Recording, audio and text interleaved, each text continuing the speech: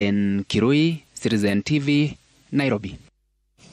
Turning to the ghost of the edible oil importation controversy, and the Senate has demanded the director of Charma Holdings, Ruth Waithira Kinyanjui, furnishes the Senate Committee with all documentation of transactions relating to the contentious procurement of edible oil in the country through the Kenya National Trading Corporation.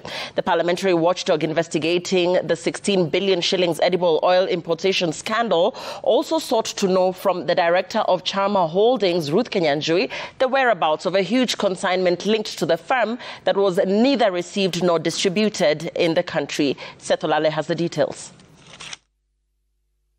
Investigations into the alleged 16 billion shillings edible oil importation scandal saw Ruth Waithira Kinyanjui, the director of Charma Holdings, grilled by the Senate Committee on Trade, Industrialization and Tourism. This country has lost a lot of money in this deal.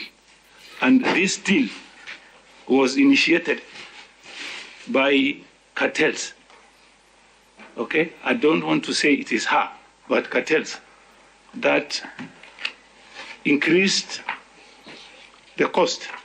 The purpose why government was giving an exemption of taxes for importation of edible oil was to stabilize the skyrocketing prices and manage the cost of living. The parliamentary trade watchdog sought to establish from the director of Charma Holdings, Ruth Waithira Kinyanjui, under what circumstances she obtained a letter of credit to purchase such a large volume of the commodity. For the client to give you an LC, you must provide some security. Or who in this case provided security? A letter of credit, it's not an exact payment, it is like a guarantee. So the issue does a guarantee that they'll pay. The director of Charma Holdings openly admitting that part of the consignment failed to be delivered and distributed, with its whereabouts unknown. Out of what you supplied, has all the commodities been supplied or sold? Or what do you think? Do you have any information about that? No, what I know, there were about 25 containers that the document came late. And since the KCB did not accept the documents, we also returned the document to the shipper. So I don't know what they did with that oil.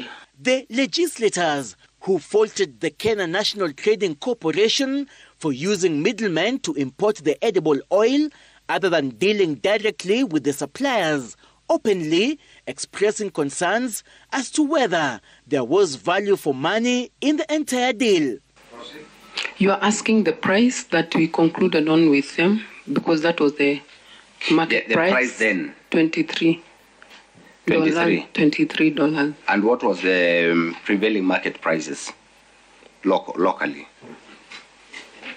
Same equivalent to Kenya shillings. Yes. It was same as equivalent to the dollars that we offered. We sold to them on dollars. Prevailing market was converted to Kenya shillings. The genesis of the alleged 16 billion shillings edible oil scandal started with a November 15th, 2022 memo giving Kenya National Trading Corporation the mandate to import essential commodities to stabilize prices. The letter stating the purpose of the memorandum was to seek the approval of the cabinet for KNTC to import essential commodities and fertilizer as an interventionary measure to lower the current cost of living. On November 20th, 2022, the National Treasury ordered Kenya Revenue Authority to facilitate the exemption of duty on 150,000 tons of cooking fat, 200,000 tons of sugar, 800,000 tons of beans, and 25,000 tons of wheat.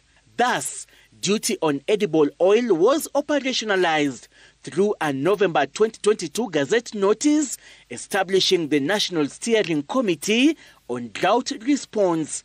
Seth Olale, Citizen TV. And Abel Omolo